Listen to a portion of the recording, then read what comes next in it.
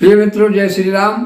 आज ऐसा प्रसंग आपके सम्मुख लेकर के आए हैं कि आप हंसते हंसते लोटपोट हो जाएंगे, हंसी आपकी बंद ही नहीं होगी।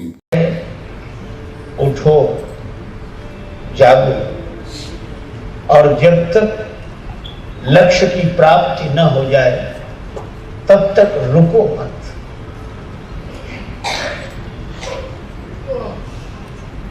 वाक्य तो बहुत सहज लगता है, किंतु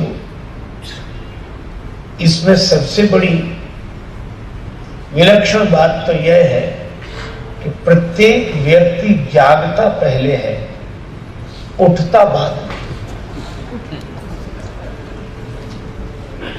कोई व्यक्ति जागे बिना आज तक उठा नहीं है। पर यह उपनिषद की भाषा है। वे कहते हैं उठो, उसके बाद जागो। इसका आशय यह है कि जिसे हम अपना जागना समझते हैं वह हमारा जागना नहीं है, वह तो हमारा उठना है।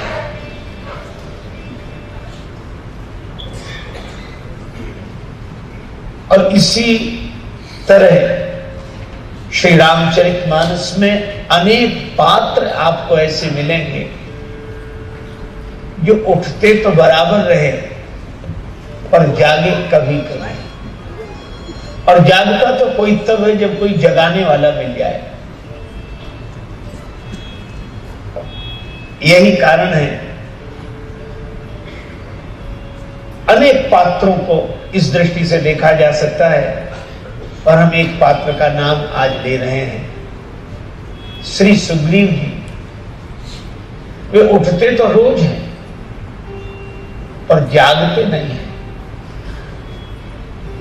जागने का अर्थ है भगवान का स्मरण। जागने का अर्थ है अपने स्वरूप का ज्ञान। और सुग्रीव जी तो भगवान को ही भूल गए।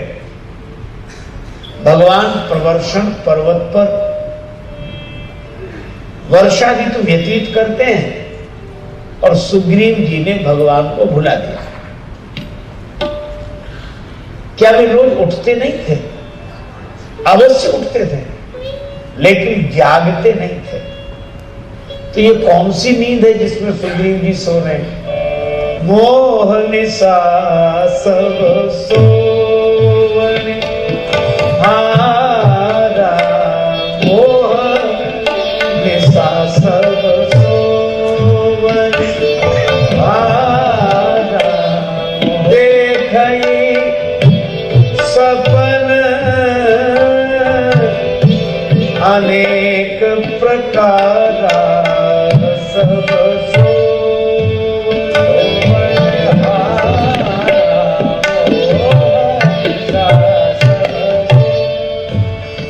ये मोह की रात्रि में सुग्रीव जी निरंतर सोते रहते, इसलिए उनका जागना उठना है, जागना नहीं है। और तब एक दिन श्री राम जी को ही लगा कि सुग्रीव ने भी मेरी सुधि भुला दी। सुग्रीव सुधि मोर विसारी, पावा राज कोस पुर नारी।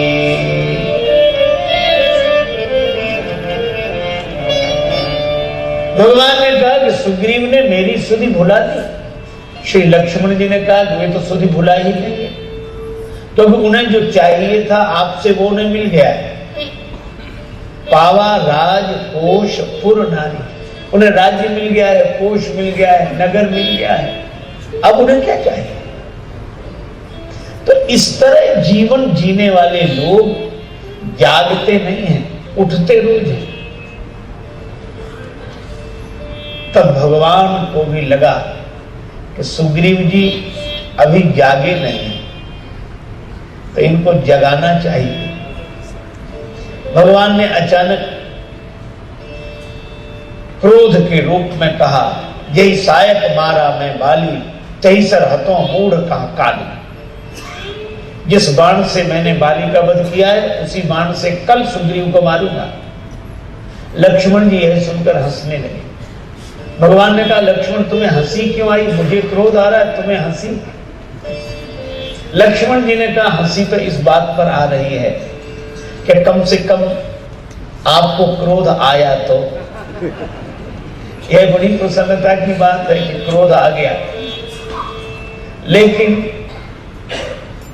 इस क्रोध में भी आपने जो सुग्रीव जी के लिए कहा वह ठीक नहीं कहा। क्यों? आपको सचमुच सुग्रीव पर क्रोध आ रहा है? राम जी ने कहा, बहुत क्रोध आ रहा है। तो मार देंगे उसे? बिल्कुल मार दूंगा। अच्छा, तो कब मारेंगे? राम जी ने कहा, कल।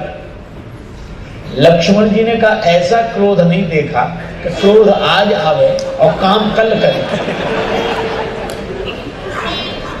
क्रोध तो आज आ रहा है और बड़ा जोरदार क्रोध आ रहा है, और सुग्रीव को मार देंगे, कल मारेंगे। तो लक्ष्मण जी ने कहा कि कल क्यों, आज ही ठीक है, मैं जाता हूं। और श्री लक्ष्मण जी जब तैयार होकर जाने लगे तो राम जी तुरंत सौम्य स्वरूप में मुस्कुरा कर बोले, सुनो सुनो सुनो, कहना तुम भी ऐसे ही जैसे मैं कह रहा हूं, लेकिन मार मत देना। तब अनुजई समझावा रघुपति करुणा सिंह, भय दिखाई ले आवो। भय दिखाकर उसको मेरे पास ले आ, और इतना अधिक भय भी मत दिखाना कि मुझसे ही दूर भाग जाए। पर व्यक्ति जग जाए, एक बार वह जागकर मेरे पास आ जाए। लक्ष्मण तुम इतना ही करो, भय दिखाई ले आवहो तात सखा सुग्रीव। और यह श्री राम सोच रहे हैं, और यही श्री हनुमान जी सोच रहे हैं, राम काज सुग्रीव विसार। तब हनुमान जी ने जाकर कहा कि आपने राम जी के कार्य को भुला दिया। तब सुग्रीव जी सावधान हुए। उसी समय श्री लक्ष्मण जी आए, और लक्ष्मण जी ने कहा, नगर को जलाकर नष्ट कर दो। सुग्रीव जी ने हनुमान जी से कहा कि तुम तारा को साथ ले जाकर श्री हनुमान जी, आप और तारा जा, लक्ष्मण जी को समझा। अब लक्ष्मण जी का तो क्रोध इतना प्रबल कि जारी करो पुरछार, नगर को जलाकर नष्ट कर दो। श्री हनुमान जी ने सोचा कि इस आग में जल गिर जाए तो अच्छा है, जल आग को बुझा देती।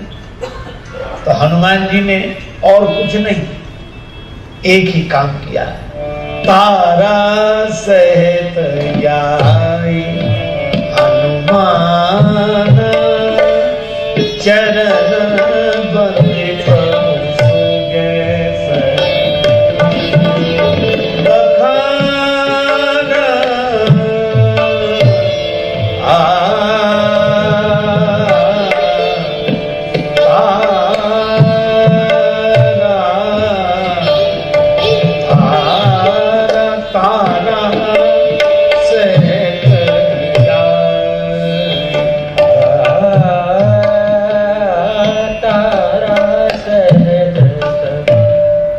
हनुमान जी गए और लक्ष्मण जी के चरणों की वंदना करके प्रभु सुजस बखाना।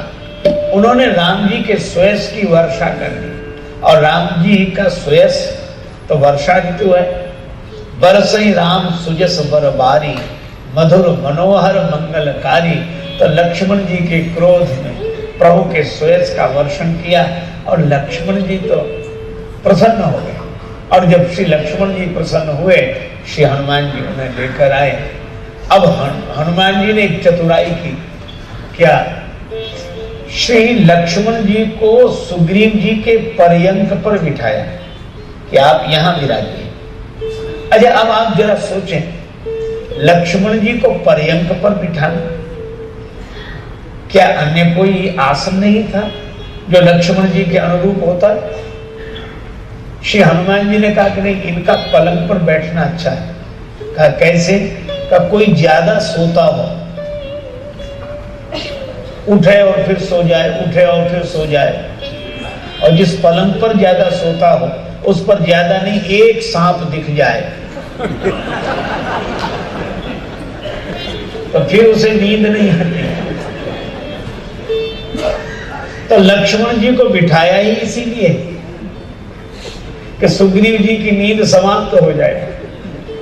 और सचमुच लक्ष्मण जी जब पर्यंक पर बैठ गए तो सुग्रीव जी की निद्रा चली गई। वे उठ तो गए थे सवेरे ही, लेकिन जागे वे आप कब? जब हनुमान जी ने जगाया, जब लक्ष्मण जी ने जगाया और जब राम जी ने जगाया, तब सुग्रीव जी जागे। इसी को स्वामी जी ने कहा कि हमारे देशवासी उठते तो रोज हैं पर जागते नहीं हैं, इसलिए पूरे देश को जगाते हुए यह मंत्र दिया, उत्तिष्ठत जागृत प्राप्ति वरान्य बोध। उठो, जागो। हम कब तक अपने को शरीर मानते रहेंगे? हम शरीर में हैं पर हम तो शरीर नहीं है। देह को मैं मानना सबसे बड़ा यह पाप है, सब पाप इसके पुत्र हैं, यह पाप का भी बाप है। मैं शरीर हूं ऐसा मानना उठने की दशा है, जागने की दशा नहीं है। जागने की दशा तो तब है जब हम इस शरीर में रहते हुए हम अपने को इस शरीर से भिन्न समझें।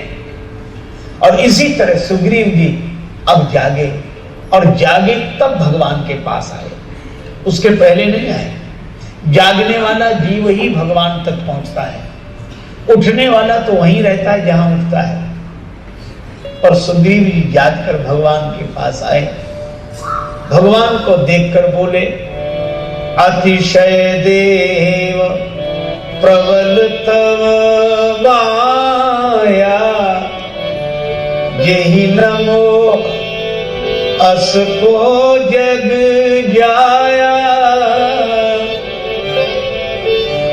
नारी नयन सर जाहि ना लागा, और क्रोध तम निशित हो जागा।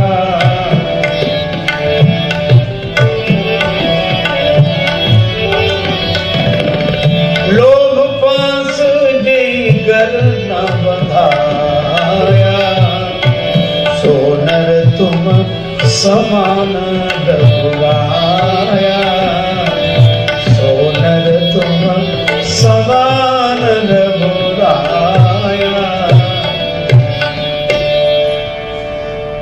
सुग्रीव जी ने एक ही बात कही, प्रभु आपकी माया बड़ी विकट है। भगवान श्री कृष्ण ने कहा, मम माया दुरत्तया, मेरी माया बड़ी अगम है। और सचमुच इस जीव को भी मोह की नींद से भगवान की माया जागने नहीं देती। भगवान की माया ही जागने नहीं देती, बार बार सुला देती। जीव जागता है जैसे एक बार कोई जागकर ऊँघने लगे और फिर सो जाए। इसी तरह भगवान की माया जीव को बार बार सुलाती। ये माया तेरी बहुत कठिन है राम, ये माया तेरी बहुत कठिन है राम, माया तेरी बहुत कठिन है राम।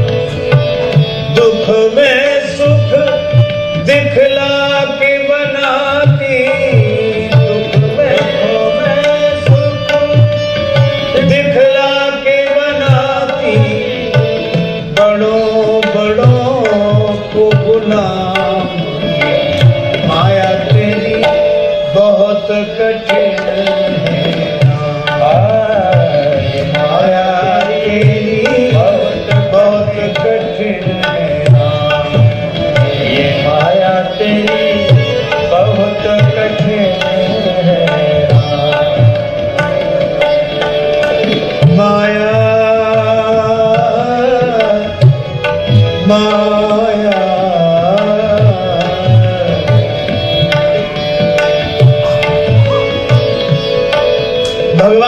माया जीव को सुलाती है।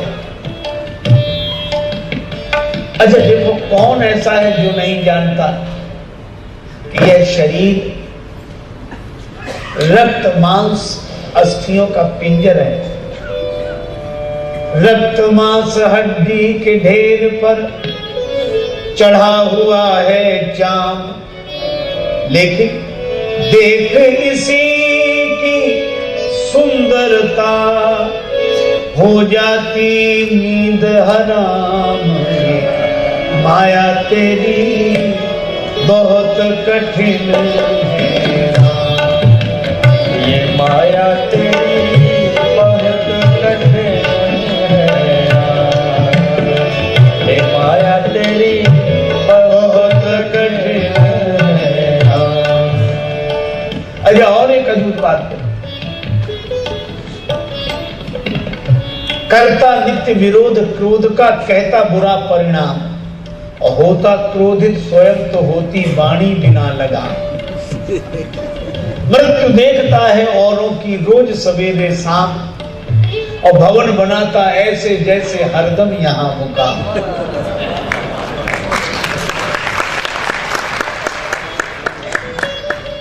तो भगवान से हमें प्रार्थना करनी चाहिए,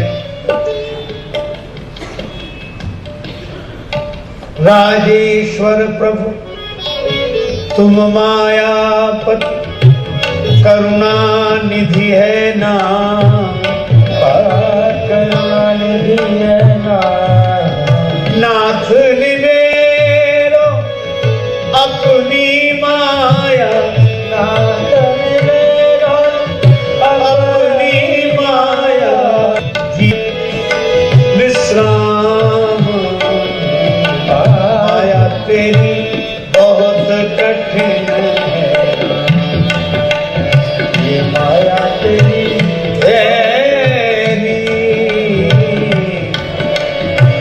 बहुत कठिन है, माया तेरी बहुत कठिन है। इसलिए भैया सुग्रीव जी ने तो यही कहा कि भगवान आपकी माया बड़ी विकट है। अच्छा, तो क्या हमें यही सोचकर चुप रह जाना चाहिए कि भगवान की माया बड़ी विकट है? नहीं भाई, अगर भगवान की माया इतनी विकट है तो भगवान की कृपा इस माया से मुक्त करेगी। इसीलिए हमें भगवान की माया से बचने के लिए भगवान की ही प्रार्थना करनी चाहिए। जैसे जयंत के पीछे भगवान का बाण लगा, जयंत सब जगह गए, इंद्रलोक में भी जगह नहीं मिली, ब्रह्मलोक में भी जगह नहीं मिली, और तो और शिवलोक में भी जगह नहीं मिली। तो आगे जयंत और पीछे बाण, भागते जा रहे हैं, भागते जा रहे हैं। इतने में रास्ते में एक संत की दृष्टि पड़ी, करुणा निधान संत देवर्षि नारद जी ने कहा कि जयंत कहाँ जा रहे? जयंत घबरा के बोले कि अब तो जहां बाण ले जाए वहीं जा रहे। बाण पीछे लगा है, बाण पीछे और हम आगे, अब ये जहां ले जाए। नारद जी मुस्कुराकर बोले, ये बाण तुम्हारे पीछे क्यों लगा है? जयंत ने कहा, यह भी अद्भुत बात है, क्यों लगा है पीछे? कोई वरदान देने के लिए लगा है? प्राण ही लेने के लिए लगा है? बाण तो प्राण ही लेगा। नारद जी ने कहा कि मुझे नहीं लगता कि ये बाण तुम्हारे प्राण लेना चाहता है, क्योंकि अगर ये बाण तुम्हारे प्राण लेना चाहता होता तो क्या तुम्हें इंद्रलोक, ब्रह्मलोक, शिवलोक तक जाने देता? बीच में ही मामला साफ कर देता। अब तो जयंत ने सोचा कि हाँ, यह भी बात सही है, यह बाण प्राण भी नहीं ले रहा है और यह बाण पीछा भी नहीं छोड़ रहा है। अब तो और अधिक मुसीबत, न प्राण ले न पीछा छोड़।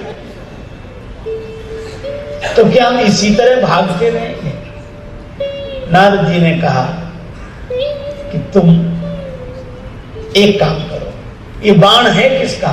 का बाण तो भगवान राम का है। तो का जिनका बाण है उन्हीं की शरण में जाओ, जिनका बाण है वहीं त्राण मिलेगा, उन्हीं की शरण में जाओ। जयंत ने कहा तो वहीं जाना पड़ेगा कि निश्चित। जयंत ने कहा चले तो जाएंगे, लेकिन भगवान ने पूछा कि शरण में आना ही था तो भाग क्यों गए थे? तो कह देना प्रभु आपका प्रभाव देखना था इसलिए भागा। सारी दुनिया में आपका ही प्रभाव दिखाई पड़ा सब जगह। और भगवान यह पूछेंगे कि जब भाग ही गए थे तो लौटकर शरण में क्यों आए? तो कह देना कि प्रभु अब आपका स्वभाव देखना है इसलिए शरण में आ गया। इसलिए मैं आपसे निवेदन कर रहा हूं कि इस मोह की नींद से जागने के दो ही उपाय हैं। या तो हम पुरुषार्थ पूर्वक जाग जाएं या भगवान के होकर जाग जाएं। भगवान के होकर जागें, यही उपाय बड़ा सरल और सहज है। इसीलिए महापुरुषों ने भी, पुरुषार्थी पुरुषों ने भी प्रभु का आश्रय लिया है। स्वामी जी बार बार कहते हैं उत्तिष्ठत जागृत प्राप्ति वरान्य बोधन, उठो और जागो। वे बराबर कहते हैं हे भारतवासियों, तुम जागने के लिए उठते हो लेकिन रोज उठकर सो जाते हो। कब जागोगे? अपने स्वरूप में जागो। और यही बात सुग्रीव जी से भी भगवान ने कहा कि सुग्रीव अब तो जागो, प्रभु आपकी कृपा हो। ठीक है, तो जागकर एक ही कार्य करो, बंदरों को भेजो दक्षिण दिशा की ओर। ठीक है महाराज। अब देखो जागकर उद्देश्य क्या है? जागकर उद्देश्य शांति को पाना। श्री सीता जी की खोज तो शांति की खोज है, सीता जी की खोज तो शक्ति की खोज है, सीता जी की खोज तो भक्ति की खोज है। और भगवान ने कहा कि इन सब बंदरों को दक्षिण दिशा में भेज। ठीक है, तो सभी वानरों से कहा गया तुम दक्षिण दिशा की ओर जाओ। सभी वानर राम जी को प्रणाम करने पर पाछे पवन तनय सिरुनावा, पाछे पवन सिरुनावा, पाछे पवन तनय पवन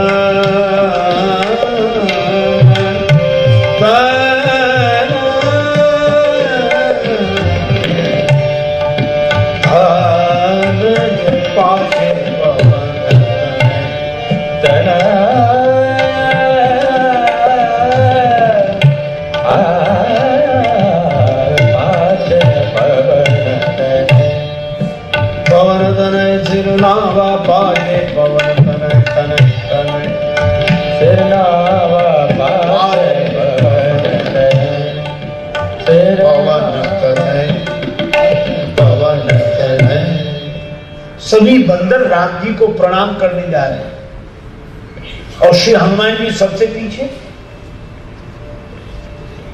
किसी ने हनुमान जी से कहा कि कम से कम प्रणाम करने में तो आगे आगे रहो, राम जी की कृपा मिलेगी, आशीर्वाद मिलेगा, आगे आगे रहो। श्री हनुमान जी ने कहा कि हम ये सोचते हैं कि किसी किसी के पीछे भी चलना चाहिए, तो किसके पीछे चले? का यह तो देखो ये वानर किसकी ओर बढ़ रहे हैं? का वानर तो राम जी को पाने के लिए बढ़ रहे हैं, राम जी की ओर बढ़ रहे हैं। हनुमान जी ने कहा बस जो भगवान को पाने के लिए आगे बढ़े उसके पीछे पीछे ही हमें चलना चाहिए।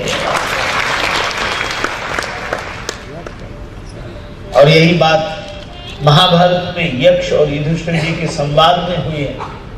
पंथ क्या, मार्ग क्या? तो कहा गया तर्को अप्रतिष्ठा श्रुतियो विभिन्ना न एको ऋषि यस्य मतः प्रमाणम धर्मस्य तत्वं निहितम गुहायाम महाजनो येन गतः स पंथा। तर्क की प्रतिष्ठा नहीं है। तर्क किधर भी लग सकता है, इधर भी और उधर भी। इसीलिए तर्क के द्वारा सत्य का निर्णय होगा यह जरूरी नहीं है।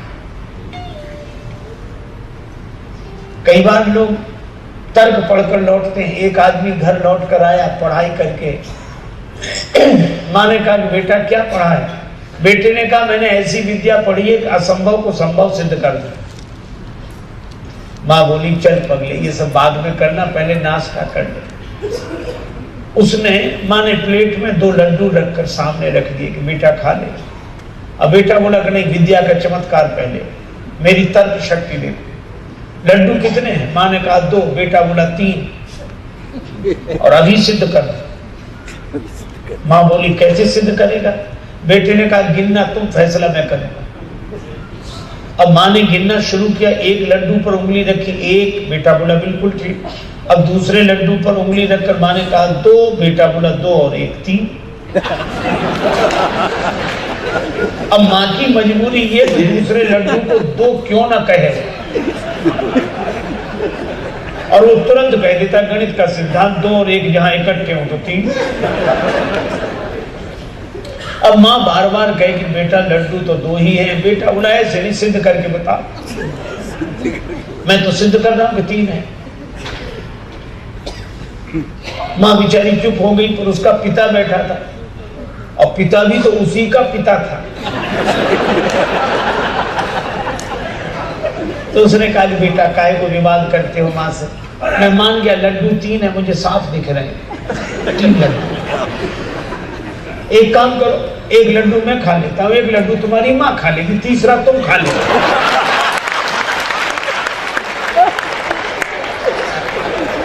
अब आप विचार करो, तर्क से लड्डू भले ही 3 सिद्ध हो गए हो, पर मिला क्या उसे?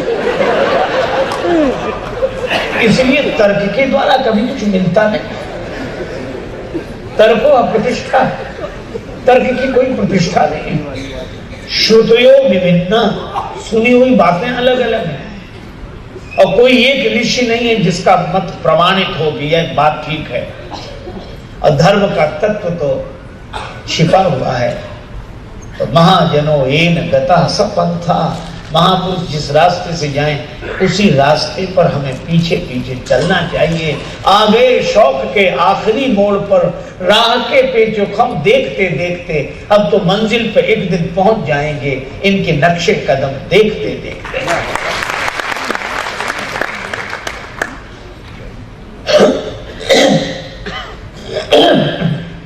तो हमें महापुरुषों के पीछे पीछे चलना चाहिए।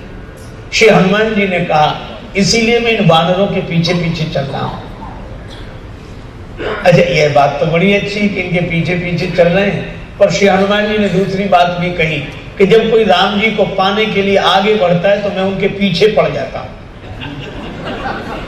जब कोई राम जी को पाने के लिए आगे बढ़ता है तो मैं उनके पीछे पड़ जाता हूं, और पीछे पड़ने का अर्थ कि जब तक वो राम जी को पा ही न ले तब तक पीछे ही पड़ा रहता हूं। अब पीछे में उन्हें लौटने नहीं देता। और कितनी अद्भुत बात है, पवन तो अगर पीछे से ही चले तभी अनुकूल है, अगर सामने से चले तब तो प्रतिकूल है। इसीलिए पवन पुत्र श्री हनुमान जी पीछे से। अच्छा, कब तक पीछे पड़े रहते हो?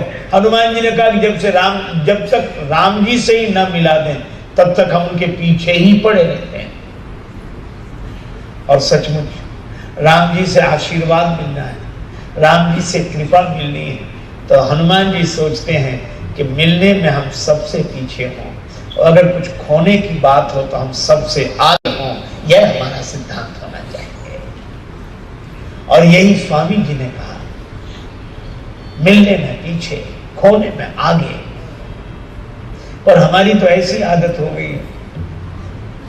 एक व्यक्ति डूब रहा था, बार बार डूबे फिर बाहर निकले, तो उससे कहते कि अपना हाथ दो तो फिर डूब जाए। तब तक एक आदमी आया कि क्या हाल है? बोले ये निकल ही नहीं रहा, बार बार कहते कि अपना हाथ दो तो डूब जाता है, हाथ नहीं देता है। उस व्यक्ति ने कहा कि वो देना समझा ही नहीं है। और दूसरी बार जैसे ही उछल कर ऊपर आए तो उसने अपना हाथ बढ़ाया, बोले मेरा हाथ पकड़ो, मेरा हाथ लो, तो तुरंत पकड़ लिया, बाहर निकल आया। तो हमने देना सीखा ही नहीं, हमने तो दूसरे का हाथ पकड़ना ही सीखा है। तो यह शिक्षा नहीं। हनुमान जी महाराज पाने में सबसे पीछे, और खोने में सबसे आगे। आगे वर्णन आता, आगे कह हनुमंत ही लीना, बैठे विवर विलंबन। ऐसे श्री हनुमान जी महाराज को जब राम जी ने देखा तो उन्हीं के माथे पर हाथ रखा, आशीर्वाद दिया। परसासीस सरोज पानी, शीस सरोज परसासीस सरोज, कर मुद्रिका दीन जन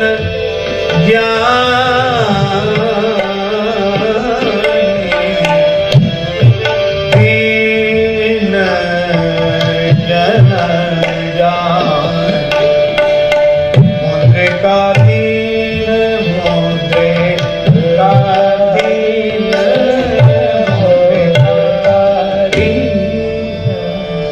हनुमान जी के माथे पर राम जी ने हाथ रखा और अपने हाथ की मुद्रिका उतारकर हनुमान जी को दी। राम जी ने कपि पुंजन में सुत अंजनी को अपनाई के भेजियो, माथे पे हाथ की छाह करी, कर मुंदरी हाथ गहाई के भेजियो, राजस बैन न बोल सके, तब नैनन नीर बहाई के भेजियो, संकट सीय को काटिवे को, हनुमान ही बान बनाई के भेजियो। श्री हनुमान जी महाराज के माथे पर भगवान ने हाथ रखा, मुद्रिका दी और यही कहा कि श्री सीता जी को हमारा समाचार सुना देना। और एक बात कही, कही बल विरह बेग तुम आए। श्री हनुमान जी महाराज से कहा कि हमारा बल श्री सीता जी को सुनाना और विरह श्री सीता जी को सुनाना। किसी ने कहा कि इन्हें तो अपना ही बल याद नहीं रहता, तो जिन्हें अपना ही बल याद न रहता वो आपका बल क्या सुनाएंगे। राम जी ने मुस्कुराकर कहा, इसीलिए तो यह मेरा बल सुनाएंगे क्योंकि इन्हें इनका बल याद ही नहीं रहता।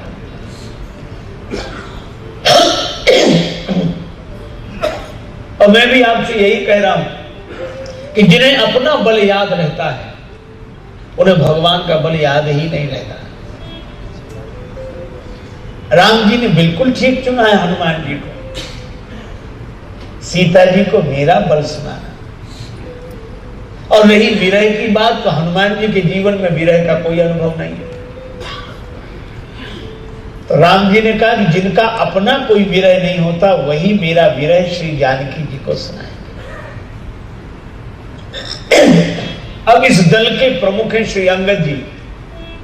अब सभी बंदर दक्षिण दिशा की ओर गए, वन में खोज रहे हैं श्री सीता जी को, एक एक करके खोज रहे हैं।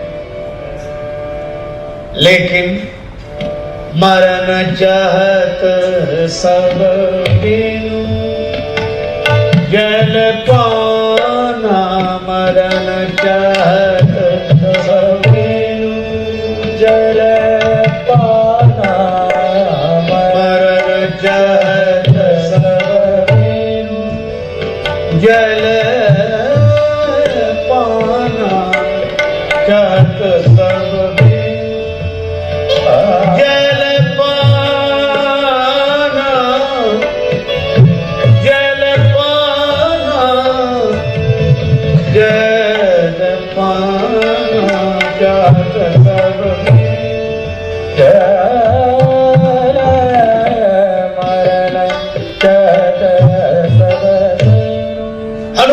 सोच लिया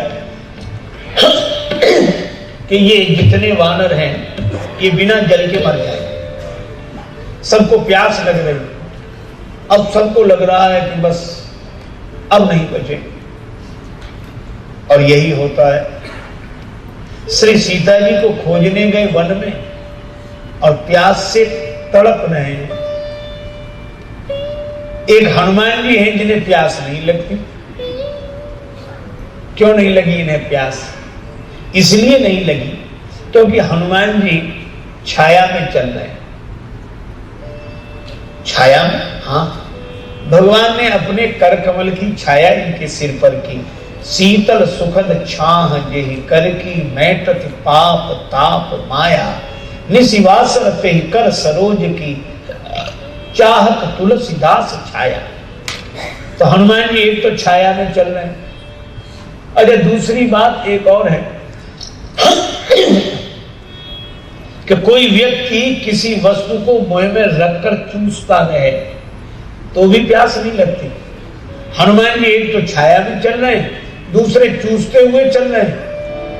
प्रभु मुद्रिका मेरी मुख माही,